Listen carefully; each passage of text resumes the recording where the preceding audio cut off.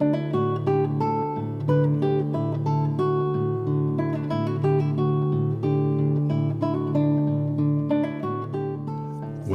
to Creative Conversations. I'm Roger Humphrey. In this episode, I'm pleased to welcome Deirdre Crean. Deirdre is a certified instructor in the Alexander Technique. I first heard of this system of relaxation over 40 years ago. Please join us for this informative introduction. Before we begin, please take a moment and hit the subscribe or follow button. It's quick and easy and free, and it really helps the channel a lot. Thanks. Progress. And we are welcoming Deirdre Crean. So we're going to talk about the Alexander method. And one of the things that I need to open with was the idea that one of my guests recently, Jane Darcy, who is an Australian guitarist, is trained in this, and she also teaches it. And she mentioned it a little bit in our interview a few weeks ago. But we really didn't get too deep into it. And so I thought this would be a great opportunity to maybe take some time and really do it. And interestingly enough, I didn't realize that Alexander himself was from Australia. Which yes. So I thought it was kind of unique that I was talking to an Australian guitar player. So he was Australian by birth, correct? That's right. He was born in Tasmania, in a place called Hulbert, in 1869. Wow. But he when he first, well, how did he happen to develop this program? Let's talk a little bit about what the program is and how he happened to develop it. Can you talk to that a little bit? Yes, I could. Frederick Matthias Alexander, and he called it the work. And how he came about his discoveries happened over many years, and he kept evolving the work up to his death in 1955. And he had a lifelong love of Shakespeare. So a teacher had introduced him to Shakespeare as a child at school. And he also had a great love of horses. His father was a blacksmith. And he had health issues as a child, and he struggled a bit in school. And then when he was a young man, he got into reciting and acting Shakespeare, and he really loved doing Shakespeare. And at some point, he began to develop vocal problems. He was losing his voice when he was performing on stage. And he went to doctors and he tried to get help with it. And they'd recommend that he rest his voice. And so he'd do that, and he'd go and perform again. And before it was over, he was losing his voice again. So he was kind of he was pushed kind of to the point that he had to find a way to solve this problem himself. And he began by, through self-observation and experimentation and using mirrors. And I'm told that it was like over 9 years or so that he began to do this. And so something he noticed early on, that when he would observe himself in the mirror, he could see that what he felt and thought he was doing wasn't actually what would be happening in the mirror. Oh, now, really? he didn't have, like we have video and everything Sure. we can use to practice. So he noticed that when he would start to speak, he had a habit of pulling his head back and down on his spine. And he noticed too that he would tend to grasp the floor with his feet. So he noticed that he had a lot of tension, excessive tension in his body. So he began a process of attempting to change that. And he realized that he couldn't really control his emotions. He couldn't do that. And yet he was aware that he had some choice over what he was thinking. So he began to think in a way that would ask himself to stop pulling his head back and down.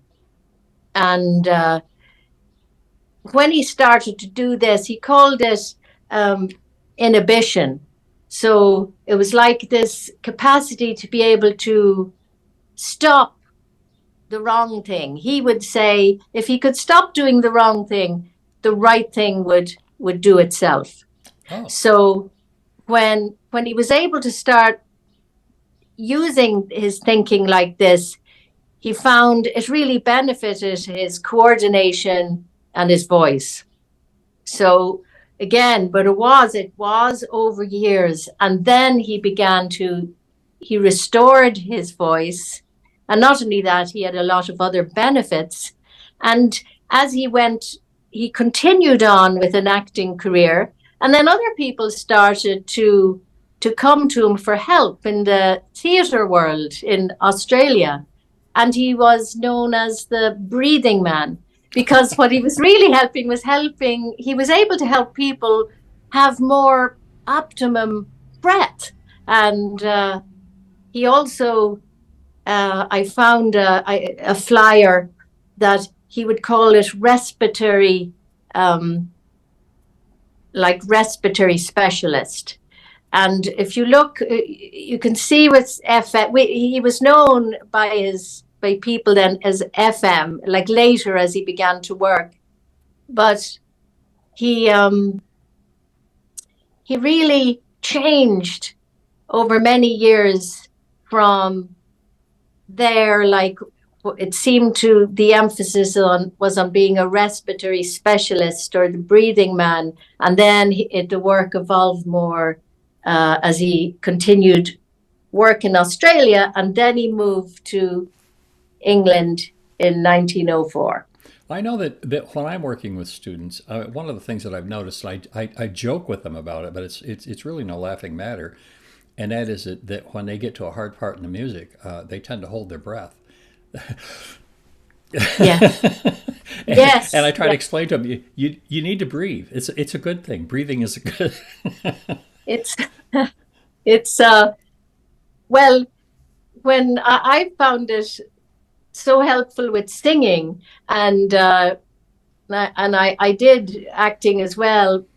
But what Alexander noticed was people tended to not allow themselves to fully exhale. They were so wanting to get the air in that he encouraged that fullness of exhalation, to make sure they were allowing that to happen and not hold their breath or fix tighten up their ribs. And then the in-breath tended to take care of itself. So he didn't teach exercises about breathing. He had an activity he would encourage people, which was more a way of engaging with our breath, and would not like an exercise type approach. Well, one of the things that I've noticed in my own guitar playing, and I've never studied Alexander, so this is all new to me. But one of the things I'd noticed years ago in my own guitar playing was that it takes a certain amount of functional tension to make the guitar work. It takes tension in my hands to push a string down and to strike the string. And yet, after that activity is done, and as I'm moving on to the next thing, a new chord or a new passage, the tension that I needed in one spot becomes dysfunctional in the next one. It's in the way. And learning how to let go of that tension, on a regular, because it accumulates, doesn't it? It does. Yes, it can do. And it sounds like, Roger, what you're saying, that, well, you're aware of the tension. Yes. You're aware of what's happening. And so you are conscious of that. So then you are able to be conscious of letting it go. And if you can imagine if a person is not, and they're building up more excessive tension, then that can interfere with something what I found really liberating to become aware of was this, our kinesthetic and proprioceptive senses. So it's what gives us feedback of what's going on with our musculature and how much tension or tone. Because really we need tension. Yes. It's Alexander, we're not saying, you get no more tension. No, it's like you can't be a limp noodle. You've got no. It's there's a creative tension, and then there's when I hear you say it, it sounds like you're recognizing. Well, there's some way then it's not helpful. There you're carrying forward. It moves from functional to dysfunctional. Yes. Yes. Yeah, and that's the kind of how. What I do in my own playing and what I teach my students, or attempt to teach my students, is that when you get to, there are natural places in the music where there's a pause, end of a phrase or a longer note or something. And I tell them, those are the places where even if you don't think it's necessary, force yourself to relax your body. And you don't realize how much tension. I mean, I've laughed, but it's true also that I've nearly fallen out of a chair because here I am at a spot. I say, oh, I probably should relax now as I'm playing, and everything. And I'm so tense that when I let myself relax, I almost fall down. It's really kind of funny. But if you don't do that before you get to the end of the song, you look like Quasimodo. I mean, you're just all hunched up and the shoulders are in your ears, and it's really quite uncomfortable. And you don't realize it. I don't realize when I'm getting the tension. I recognize that it's going to be there. I just accept it, and I plan for it. And sometimes the amount that I've accumulated surprises me. But I'm never surprised that it's there. It's just the quantity, not its simple existence. Well, it's I don't know. Have you heard of like non-doing? No. So, well, like in with Alexander technique or in Alexander work, we try and like nurture a capacity or a quality of non-doing. And it's not like doing nothing. It's like what you're saying, what I'm hearing you say, you get interested and curious about releasing and letting go of unnecessary tension so that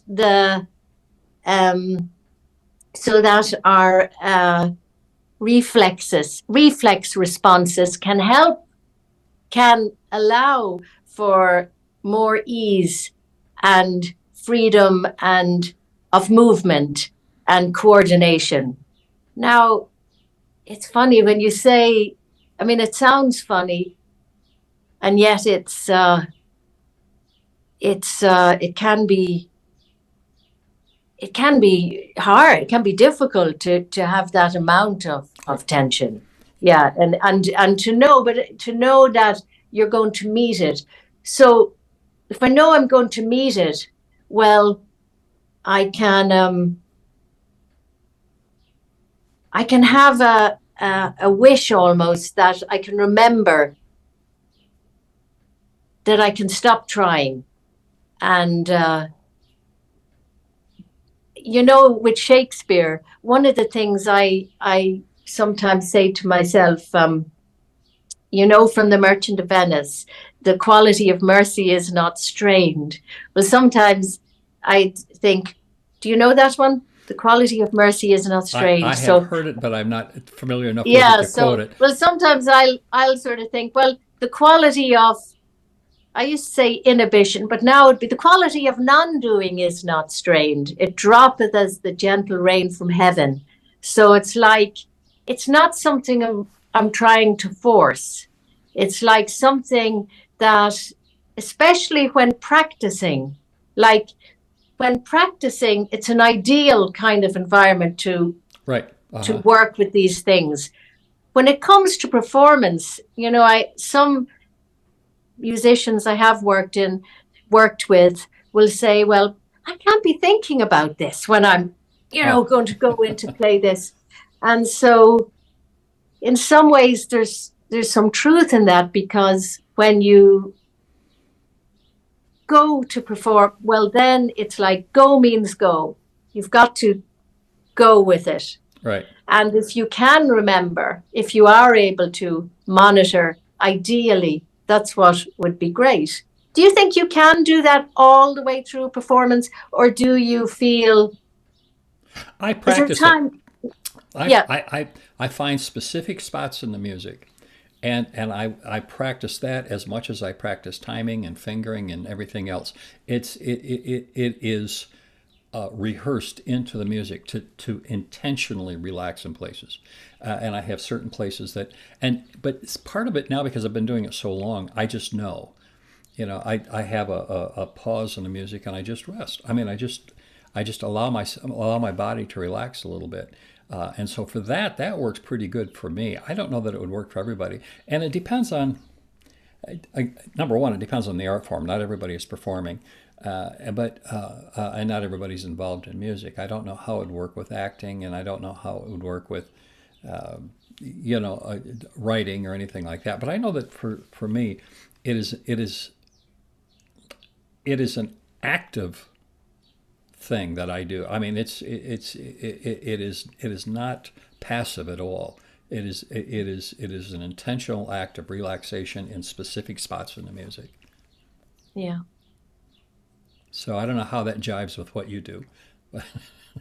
Well, I mean, it sounds to me that you're aware of what you need when you're performing, and I still feel though that with well, I'm flying by the seat of my pants. You're doing great. A trained professional could come in here. Well, yeah, but you could tweak it this way, and you could do this, And so I do not claim to be an expert in this in any way, shape, or form. I just kind of making it up as I go along. Neither.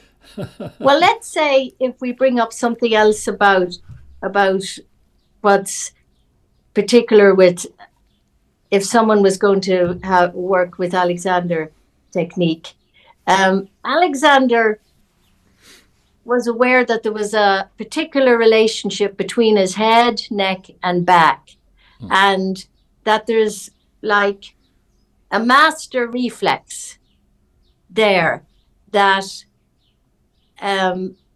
conditioned his whole organism. So let's say if I'm calm and happy and confident, that's a sign, maybe that's a good indicator that it's going well.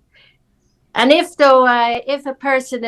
we get sort of in a state of we're under pressure or fearful, in pain or whatever, then that would show, well, maybe it's not going so well.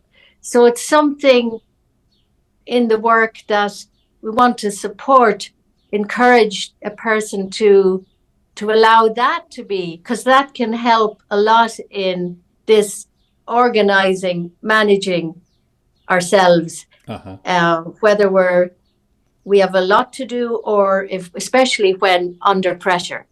Well, I think the under pressure thing that just makes the whole thing worse. I mean, that's where a lot of the tension comes from, isn't it?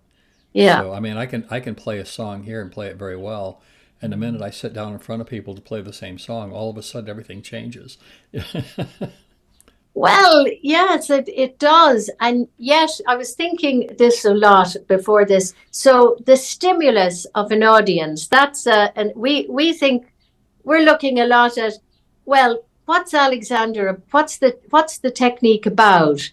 It's about oneself and life.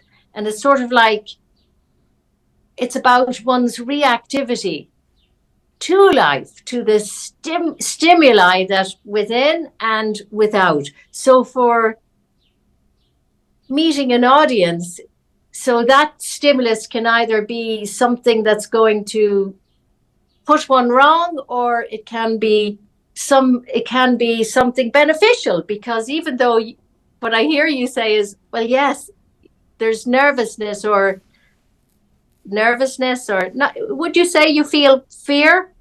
No, no. No. It's not a fear thing anymore. It was when I was younger. Yeah. It is now just a desire to do well, and so Ah, yeah. and understanding that the people who were there spent time and money to be there, and I have an obligation, and I need to meet that obligation. So I'm, and so many things there are so many variables in a performance, in a live performance. Yeah. What does the room sound like? What do the electronics sound like, if there are any? What's the lighting like? What's the room itself? I mean, all of these things that kind of come into play, temperature, all of that kind of stuff. I've gone to facilities that were just frigid. Oh, yeah. Three songs in, and my hands are cold, cold, cold. So I'm nervous because I don't know what I'm facing. I know when I walk into this room that you see me in right now, and I sit down and practice that guitar right there. I know what this room sounds like. I know what it feels like. I know what the chair feels like. I'm intimate with every aspect of that process. The minute I step out of here and walk into another space, that intimacy is out the door. And and Oh, and yes. and Well, and so my concern for how am I going to compensate? My mind is no longer just on the music and just on the art. My mind is also on compensation. How do I adjust to the room? How do I adjust my playing to the room? I mean, all of these things. And so that creates a certain amount of tension. So I don't know that it's fear. It's just a concern, and deeply, deeply caring that I do a good job for my audience. well, I mean, this is wonderful, all that you're saying, because it's like this desire to do well. And then, I mean, when you know something familiar and then go into something new, then that can really arouse that. I think I wrote about this. Well, I suppose our startle reflex. Now, it's not like a startle, like if a loud Uh huh. noise, but there is a slow onset startle, which the anticipation of something new or different, or as you say, the concerns about everything working, um, and the environment being different.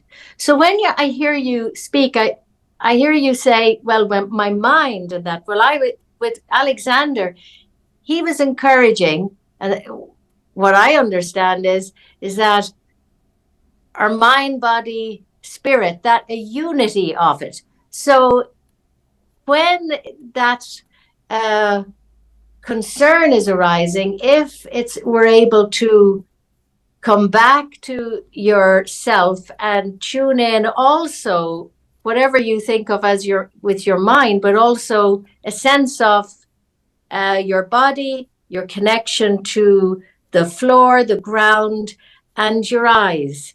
And three useful questions are, well, you said it at the beginning, am I breathing? And am I seeing? And am I balancing? And I can see you now, as you said, a rocking chair is a lovely balancing happening here. And that is also helping you um, in a very real way of you're not fixed. Right. Because sometimes what happens with, whether it doesn't have to be all out fear, it can be some of these concerns that can cause us to, not everybody, but many people. Sure. Alexander noticed a lot of common, things in reactivity. So we can maybe get a bit more fixed in ourselves. So we're working with being able to, in that space too, in the unfamiliar, like we embrace what we know, and then we want to be able to go into unknown Sure. territory Yes. and be able to let all this happen. Like if I were to, like if something's I'm feeling nervous about it, well, I might tend to shorten and contract. It could be very subtle. It's enough to affect those singing a song. Right, yeah. Enough. And if I'm able to continue to remember to allow that, I can continue to grow, lengthen and widen into the space. So including the space and the audience in and all around what I see, I have a better chance. I mean, it does take a lot of sort of kindness to ourselves and compassion, I suppose, and accepting ourselves. And it takes a lot of humor, to, yeah, a lot of humor. Now how does this compare to, I mean, things that other people would be familiar with, like meditation or yoga or something like that? Does this, I mean, with meditation, it seems like this would dovetail quite comfortably. Well, I find for myself, I love meditation, and I can apply Alexander to meditation, especially sitting, being aware of letting breath and sitting. It's so I can apply it to meditation, but at the point then I just let go into meditation. And with yoga, when I finished my training, it was over 3 years in Oxford, I got really into Ashtanga yoga, and I found I was really grateful I had my Alexander at my back, sort of thing, because I was able to be aware of how I was as I was going. I wouldn't have known that before. I wouldn't have been aware of excessive muscular tension, or of over trying or trying too hard. I wouldn't really have been conscious of that. Yeah, so it's very complementary. I can apply Alexander. You can apply it to anything you're doing. I think that I sit here, and of course my background is as a performer, and so my that's kind of where my thoughts go, is how does that apply to me? But not everybody is a performer, so I'm thinking that there are, well, number one, let's start with just creativity in general. This is Creative Conversations, so if I'm a creative person, whether I'm a painter or a writer or a sculptor or actor, well, let's stay away from performance for a moment. Let's just get into the act of creating, as a writer, composer, choreographer, what have you. How would this impact that? How does that? Well, I can say from my own experience in exploring with movement and voice and painting, and text. So, and applying some of the Alexander principles and also working with some other people, I worked with like a pianist, a flautist, and a visual artist. So it helps one be more explorative, more open and spontaneous, and the thing of being able to stop and pause and to have time to have a choice or to make a different choice, it encourages that. I find it encourages creativity and spontaneity, and lessening a tendency towards fear about making mistakes. I'm not sure I meet many artists who are too afraid of making mistakes. No, it's kind of you really have to. So yeah. That's Alexander encouraged too. That fearlessness about making mistakes, not to keep hammering away at the same ones, but if you're going to make mistakes, you can make creative, good ones, Right. and it can be a way of discovering. Exactly. So I found that's very liberating for any creative So work. if somebody listening to this program wanted to know more about this, how would they learn more? How would they get in touch with people?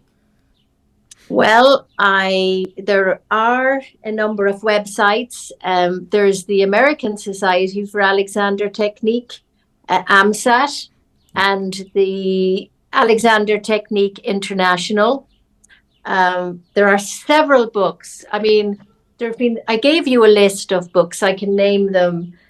There have been books there are Alexander's books himself. I would recommend The Use of the Self, if possible, the edition of 2018, because it has a really updated introduction, Gotcha. which really explains so much about in language of today. Not that I mean, the writing is more of the time, of Sure, his time, of course. but it's still worth reading. And then there's just a wealth of books. There's a teacher here in Michigan who had a training course for a number of years, Jane Ruby Hyrick, and she has a wonderful book about voice and the Alexander technique. What's interesting is there are so many different types of Alexander teachers, and you find some might focus on music or acting, some on swimming or whatever, running. There's a tremendous amount, but those websites are a good place to start. And of course, STAT in the UK, there's a lot. So if you need to ask, I can let them know, or they can come to me. thank you for telling me, and thank you so much for taking the time to come on the program. That was very, very interesting, and I really appreciate it. And I hope we get a chance maybe to chat again real soon.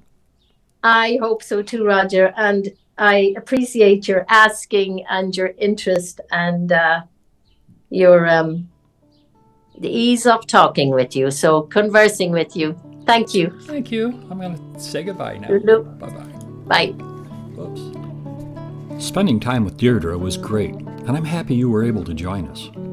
Hey, if you or someone you know plays guitar or ukulele, then my website, rogerhumphrey.com, is for you. Just go in, wander around, kick the tires, and tell me what you think.